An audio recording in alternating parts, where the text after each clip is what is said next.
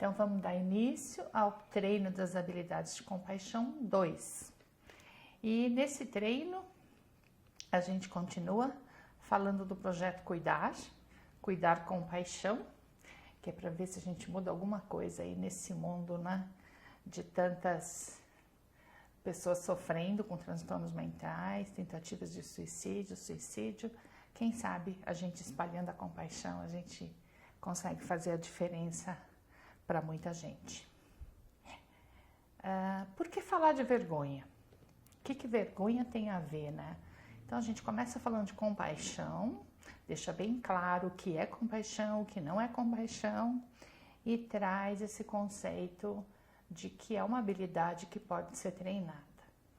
Vergonha, todo mundo vai lembrar de alguma cena de vergonha, de algum momento que passou vergonha, que teve vergonha ou que causou vergonha para alguém.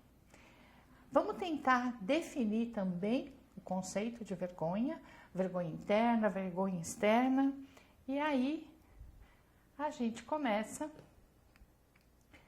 pensando no modelo biopsicossocial de vergonha. Óbvio que tem as mudanças entre culturas e etnias de países, mas de alguma forma tem o que é incomum do sentimento de vergonha. Então vamos começar pelo diagrama. Todos nós temos motivos inatos para apego e pertencimento ao grupo. Então, tudo que eu estou falando aqui, eu estou tentando trazer o que é igual, o que é nosso dos seres humanos, tá? Como espécie, né? E como núcleo social. A gente tem uma necessidade de pertencimento, de grupo, né? Nós somos seres gregários, nenhum ser humano sobreviveria se não tivesse um outro humano para cuidar, né? Então, vamos pensando nesse raciocínio. Além de pertencimento ao grupo e de apego, consanguinidade, tudo que é da nossa raça humana, a gente tem também uma necessidade de estimular afeto positivo na mente dos outros, desde muito cedo. Então, a gente, desde bebezinho, infância, a gente tem essa necessidade de que o outro diga se gostou ou não gostou. Então, isso não é recente, isso não tem a ver com alguém que curtiu ou não a foto que você postou. Isso é muito anterior, isso é da espécie. Então, uma necessidade intensa de estimular afeto positivo na mente dos outros, pensando lá atrás, nos nossos primeiros cuidadores, né? Mãe, pai, tio, avô, madrinha, quem cuidou da gente. E com o tempo, conforme a gente vai crescendo, o nosso cérebro maravilhoso, ele vai desenvolvendo as competências necessárias, as competências cognitivas especialmente, para fazer autoavaliação. Então, o nosso cérebro, ele faz essa avaliação, autoavaliação, diferente dos animais, né? Os outros mamíferos, eles não têm essas competências tão sofisticadas para se autoavaliar, para se comparar, né? A gente está sempre se comparando com alguém, sempre. Interessante que isso tudo é o nosso, idêntico, isso eu estou falando da espécie humana. E além disso, todo mundo está inserido num contexto. Então, a gente tem conflitos grupais, a gente tem estrutura política do país, da etnia, as regras culturais, né? Então, dependendo do nicho, da família, da sua origem, num país tão miscigenado como o Brasil, com essa mistura de raças, mesmo que a gente esteja convivendo socialmente na mesma faculdade, na mesma instituição, na mesma empresa em que a gente trabalha, a gente tem o nosso núcleo menor, né? Que é a nossa família, eventualmente a religião, né? A cor da pele que nos diferencia de alguma forma, o formato do olho e por aí em diante. Mais do que isso, a gente tem um contexto um pouco menor, que é a família que eu nasci, né? E não necessariamente eu escolhi, né? Então, você não necessariamente foi escolhido.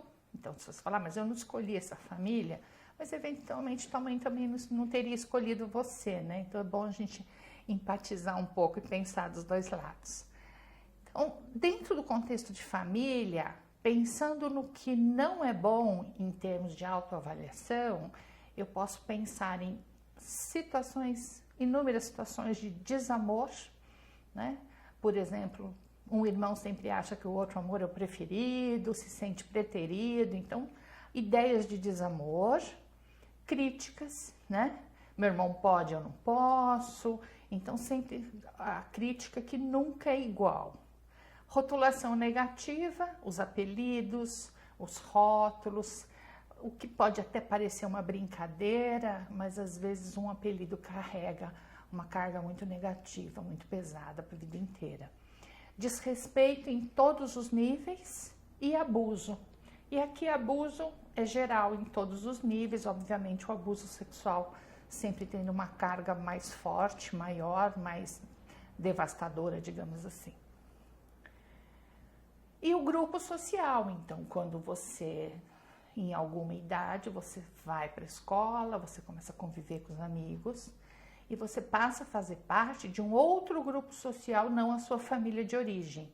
Então, os rituais, as regras, até as comidas, né, elas são diferentes, a forma de se vestir, de se comemorar.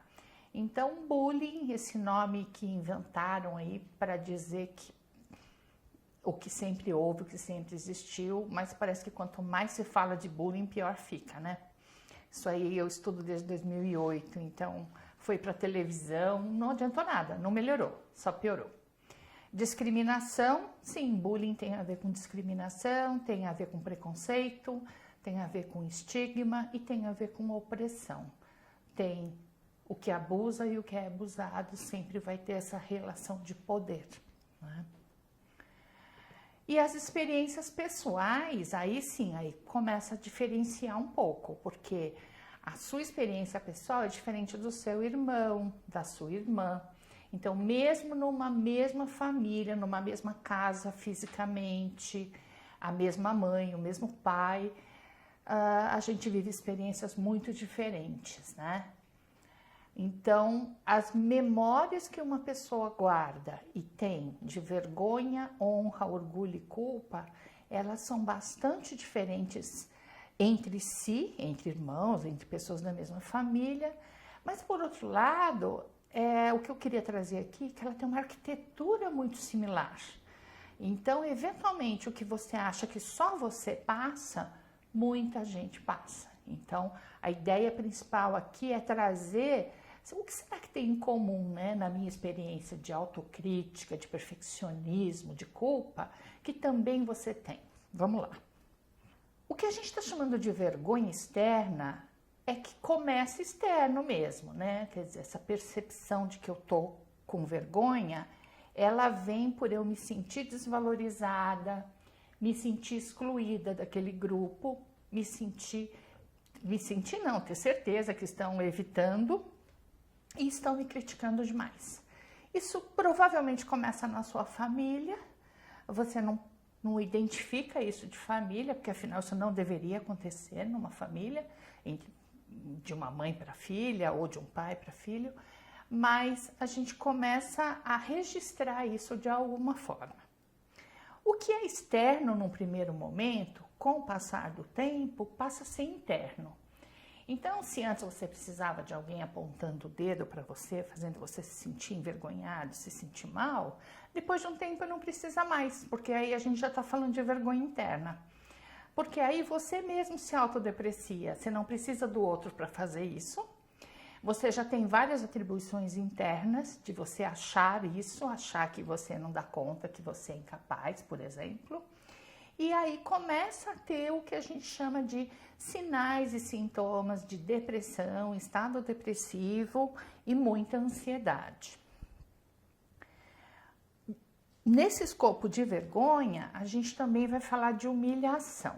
Mas qual que é a diferença? Você passa por uma experiência de vergonha e você se sente humilhado, você foi de fato humilhado. E talvez a marca mais forte da vergonha seja essa marca da humilhação, que é a desvalorização, é a atribuição externa, alguém me fez sentir isso, um senso enorme de injustiça, que isso não podia ter acontecido, eu não merecia isso, o que leva à revanche e à raiva. Quando junta tudo isso, a gente vai perceber que essa pessoa se sente rejeitada pela comunidade.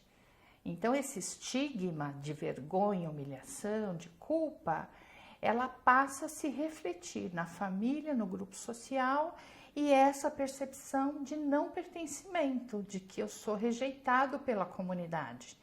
E isso é vivido geralmente no silêncio, né?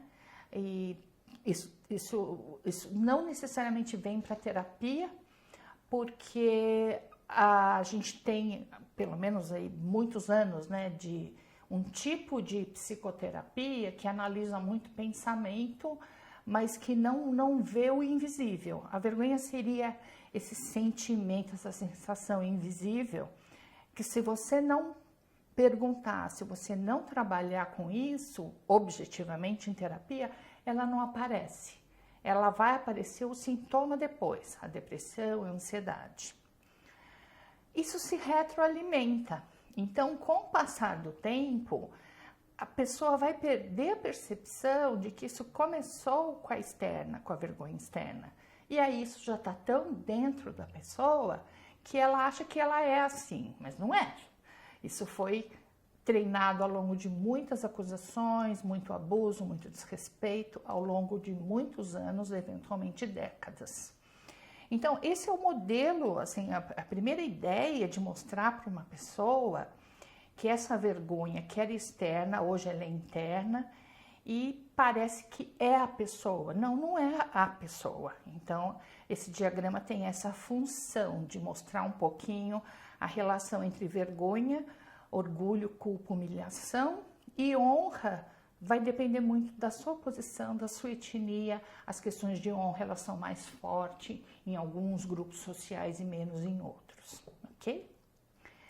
O que eu quero mostrar agora é diferenciar um pouquinho a vergonha, como ela é entendida no Oriente, portanto nas práticas do budismo, e como no Ocidente, que é o nosso mundo aqui, Brasil, São Paulo.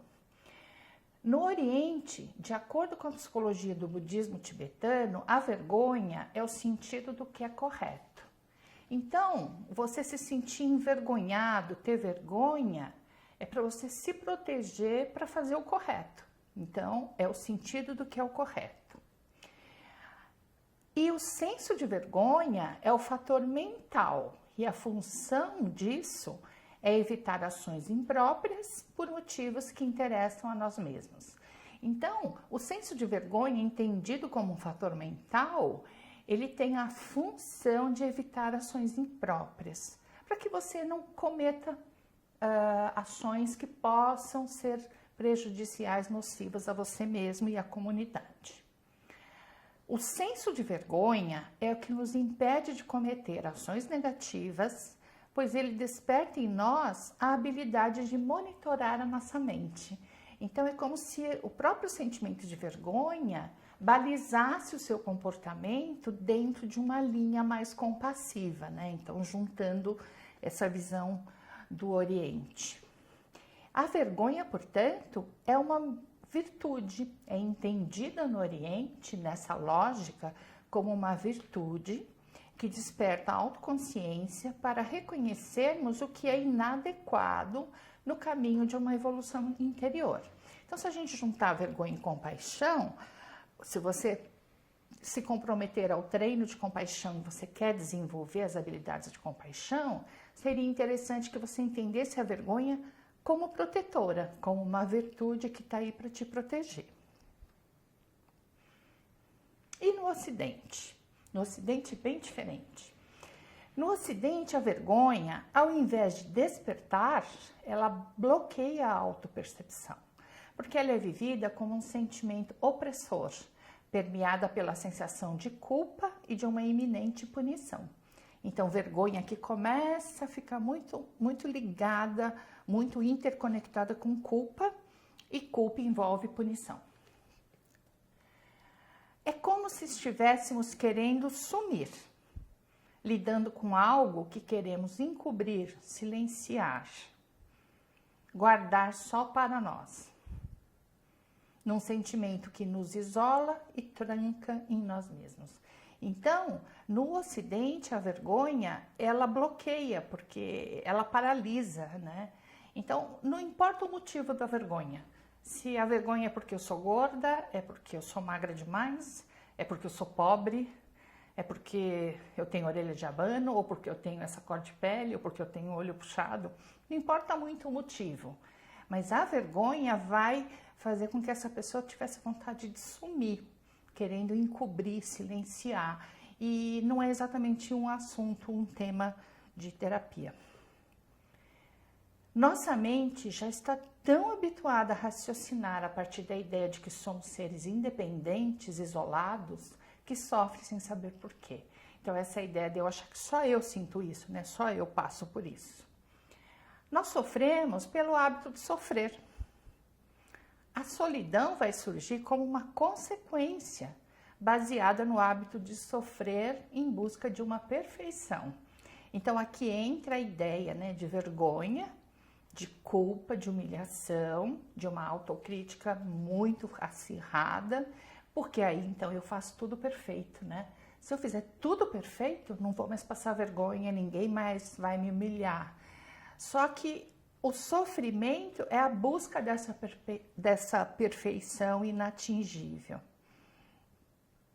Na vergonha, então, há uma intransigência, é quase uma arrogância, por mais estranho que isso possa parecer. Por quê? Porque nesse sentimento, talvez arrogante, de então eu faço tudo perfeito para não passar vergonha nunca mais, tem também um sentimento de não aceitação. E trata-se de não aceitar a própria não aceitação. E ainda não aceitar a possibilidade de não ser aceito.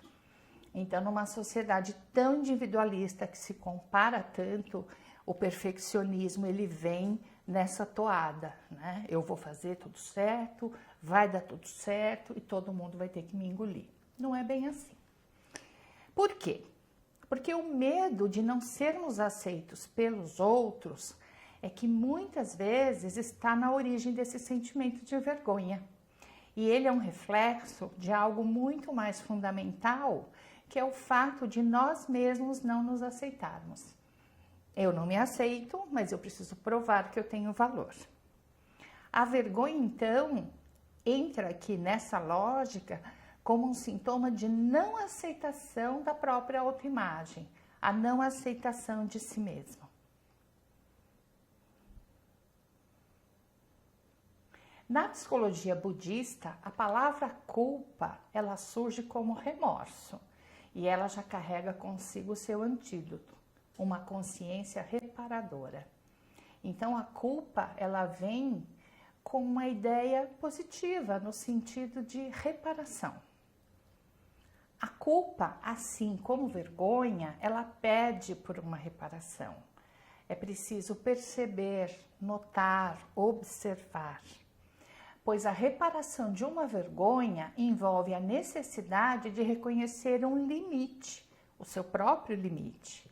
E esse reconhecimento significa uma verdadeira aceitação. Ele deve representar, então, um profundo sentimento de compaixão para consigo mesmo. Pois é na compaixão que eu tenho a possibilidade de me abraçar, me acolher, me fazer companhia, e esse é o único antídoto para a vergonha. Então essa ideia budista, ela vem trazer a compaixão como o antídoto da vergonha. É interessante pensar, né? Porque se você olhar o diagrama, o que a gente está trazendo nesse diagrama?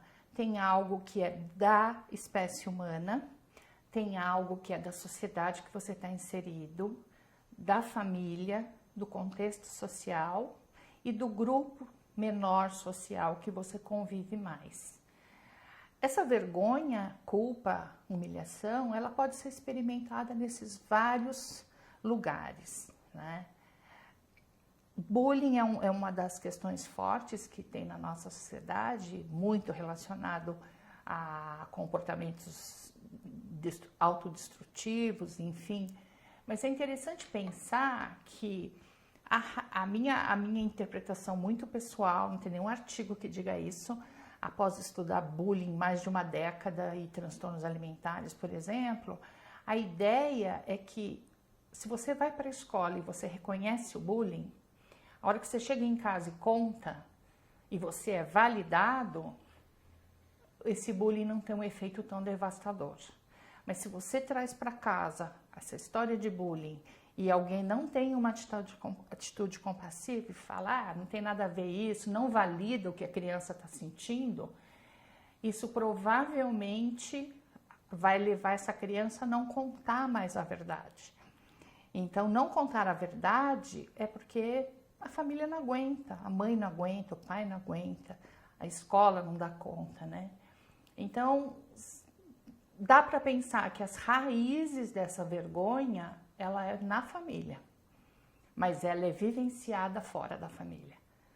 Então, na medida que a criança traz isso para dentro de casa e ela não tem o acolhimento e a compaixão necessária, aí sim isso vira um problema e perde a função protetora. Essa é uma das ideias, é a forma como a gente trabalhou com esse conteúdo de vergonha, culpa, humilhação no projeto de mestrado. Tá bom? Obrigada.